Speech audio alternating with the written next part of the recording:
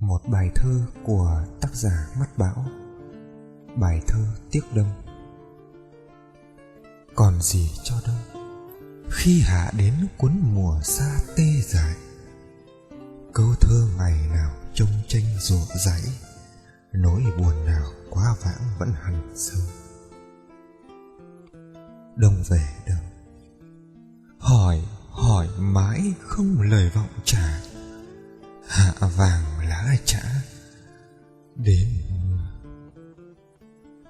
Đông đang ngủ yên chưa, người con gái của mùa đông nằm mơ mê mệt, tưởng rằng đông đã chết hôm qua. Đông bỏ đi xa, để lại gió mùa lang thang chắp vá những cơn mơ đêm lá trã mùa sang.